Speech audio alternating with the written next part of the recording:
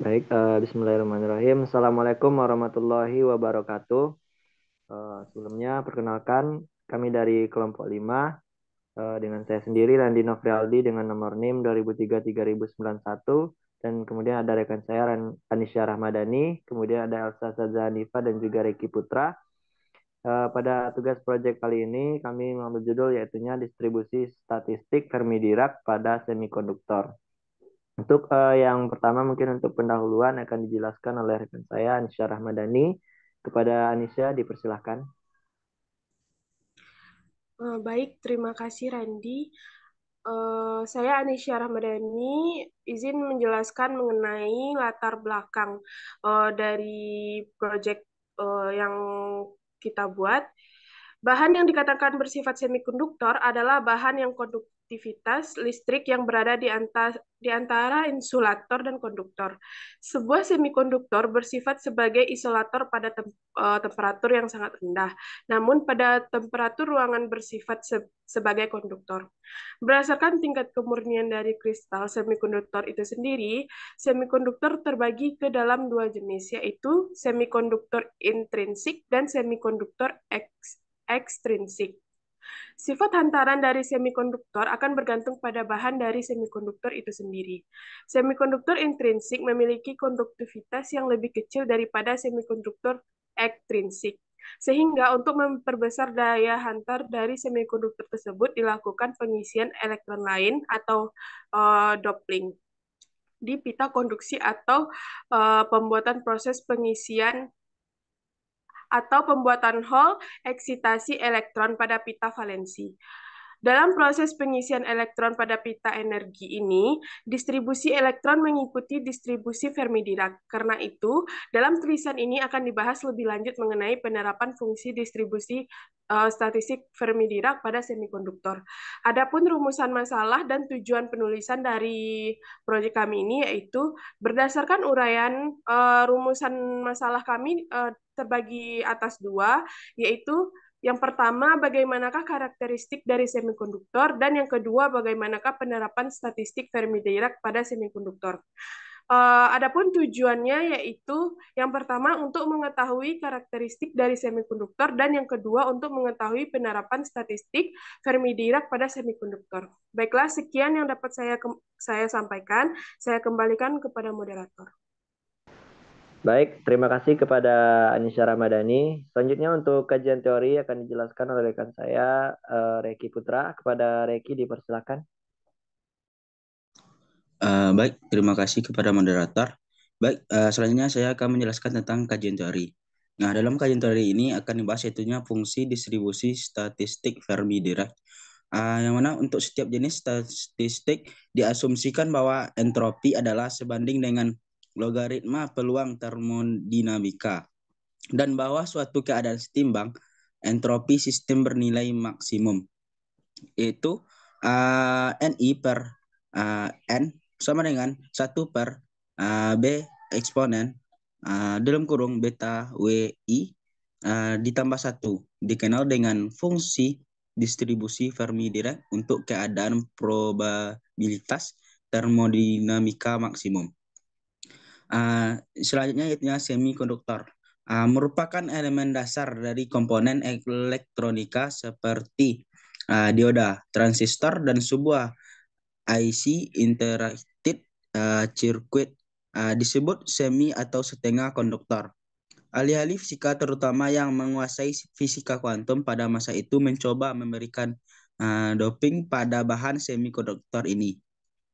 Pemberian doping dimaksud untuk mendapatkan elektron valensi bebas dalam jumlah lebih banyak dan permanen yang diharapkan akan dapat mengantarkan listrik.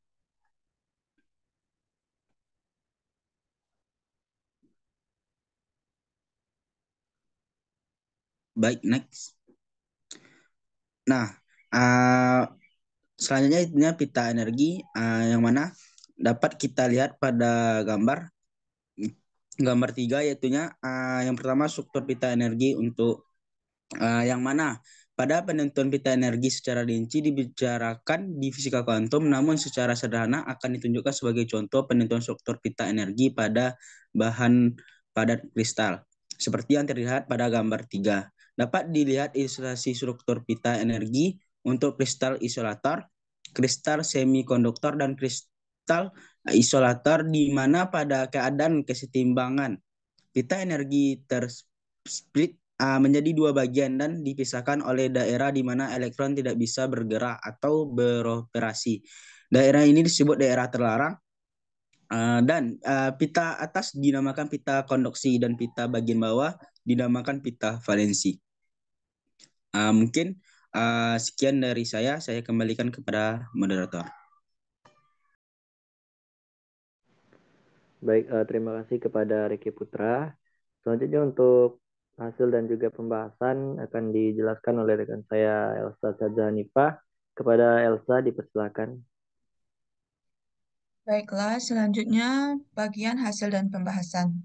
Sebelum masuk pada hasil dan pembahasan, metode yang digunakan dalam penulisan ini yaitu metode kajian pustaka, di mana penulis mengumpulkan informasi terkait mengenai distribusi Fermi-Dirac dan semikonduktor dari literatur-literatur maupun dari sumber-sumber internet, yang kemudian disusun secara sistematis untuk memecahkan pokok permasalahan yang dihadapi.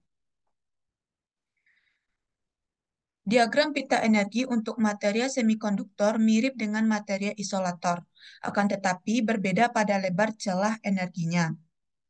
Penerapan fungsi distribusi Fermi-Dirac pada semikonduktor terdapat pada pengisian pita energi dalam semikonduktor, di mana elektron dari pita konduksi yang akan mengisi pita valensi pada semikonduktor harus memiliki besar energi melebihi energi gas dari semikonduktor itu sendiri, sehingga bahan tersebut akan terkonduksi dan akan menghantarkan arus listrik.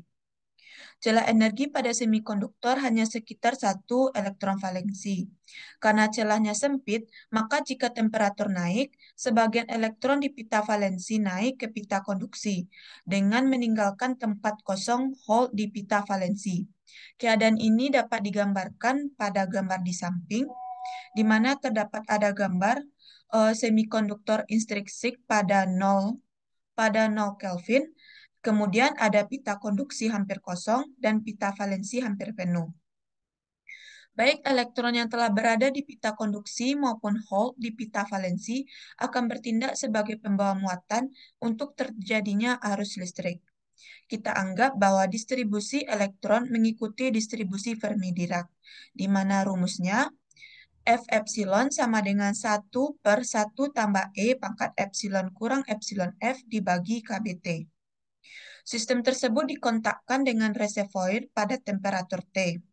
Temperatur T dimasukkan karena dalam transisi akan terjadi penyerapan atau pemancaran energi dari atas oleh reservoir. Pada suhu 0 Kelvin, semua state yang berada di bawah energi tertentu akan terisi dengan elektron, sedangkan semua state yang berada di atas energi akan kosong.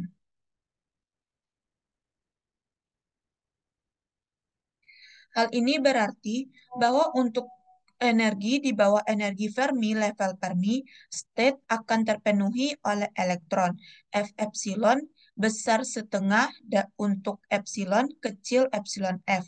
Dan untuk energi di bawah level Fermi, state akan kosong, yaitu F epsilon kecil dari setengah for epsilon besar epsilon F.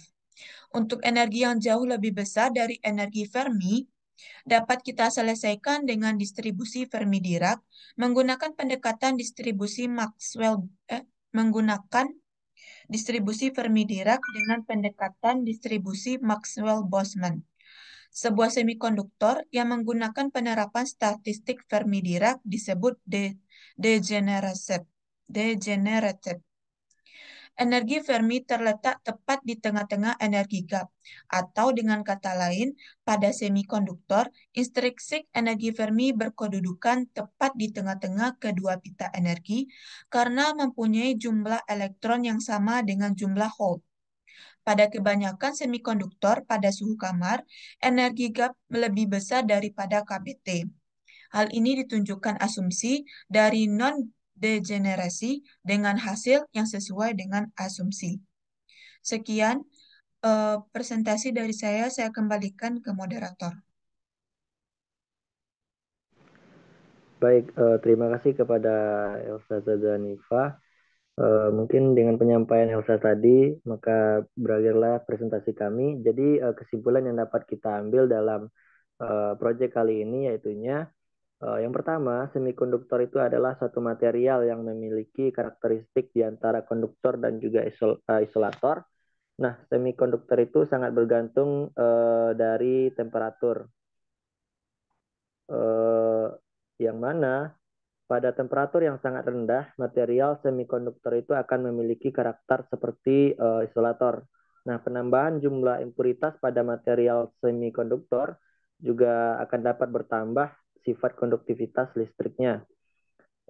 Yang kedua yaitunya penerapan fungsi distribusi statistik Fermi Dirac pada semikonduktor itu terdapat pada pengisian pita energi, di mana energi Fermi dalam suatu semikonduktor itu adalah merupakan suatu titik berat energi dari elektron dan juga Hall, atau bisa juga dikatakan sebagai tingkat energi rata-rata dari elektron dan juga Hall, di mana tingkat energi pada bahan semikonduktor itu adalah sesuai dengan rumusnya yaitu F dalam kurung E sama dengan 1/1 tambah E pangkat E kurang EF per KBT.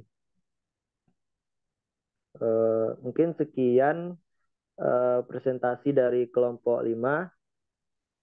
Terlebih dan terkurang kami mohon maaf. Wabillahi taufiq wal hidayah. Assalamualaikum warahmatullahi wabarakatuh.